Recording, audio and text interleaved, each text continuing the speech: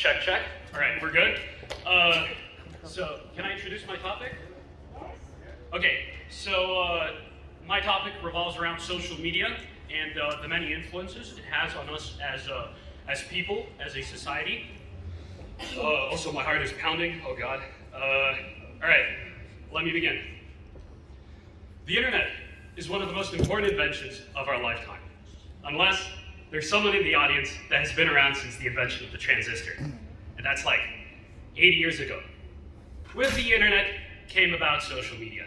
With it, worldwide communication turned from a daunting challenge to a breeze. The highway of information and communication was given birth to. But is it all rosy? Free will is a right challenged by social media.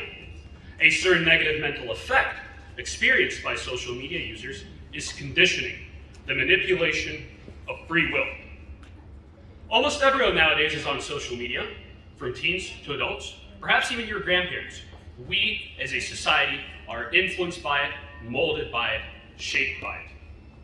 In the 1940s, behavioral psychologist B.F. Skinner devised a method of passively training animals and humans, a method he dubbed operant conditioning, more commonly known as the Skinner box. Using automated positive and negative reinforcements, Skinner found that he could condition the subject to do as he wishes of the subject's own volition.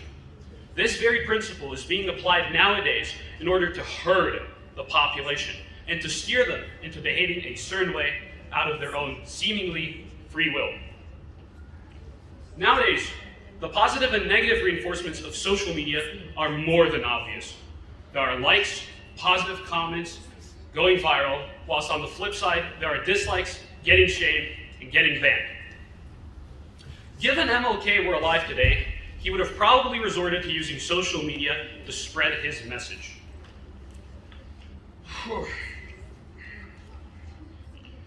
Social media is one of the most effective message relay systems we have to date, so it's only natural he would choose it to spread his message.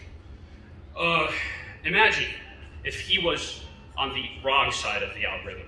As per its designer's agenda, his message would have probably never seen the light of day. Could you fathom a reality in which his message of racial tolerance and equality has never spread? Privacy is another right challenged by social media. We've been conditioned into wavering away our right to privacy for convenience sake. Many of us like gadgets that make our everyday lives more convenient. For example, it's convenient to have a virtual assistant who's listening to you all the time. It's convenient to keep track of your location. It's convenient to store everything you have on the cloud. All you have to relinquish for that is your privacy. Teenagers make up a sizable demographic of internet users. Not only that, they're one of the most vulnerable. Unlike a fully matured person, teenagers are more easily influenced and are more suggestible and are easily put under the influence of conditioning. Not only that, teenagers, oh wow, I'm messing up here. All right, let's just make a smooth recovery here. A sizable portion of communications performed by teenagers to form social connections is accomplished via social media.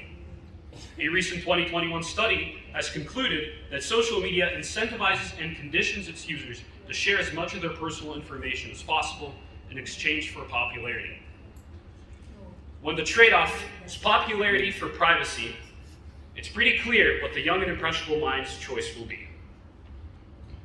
Well, some of you may be asking, what can be done at this point? The social media and the internet are undoubtedly here to stay, their status immutable, and we cannot ban teens from using it. But fret not, for there is hope for us yet. One of our many options is assisting teenagers in developing critical thinking early on. Critical thinking is a skill that enhances a person's ability to make decisions. Other than that, one could avoid placing all of his eggs in one basket. For instance, if you avoid being overly dependent on social media, the aforementioned conditioning fails at its core.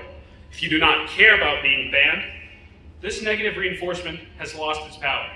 So, my advice to this wonderful audience before me is to re-examine the way you use technology.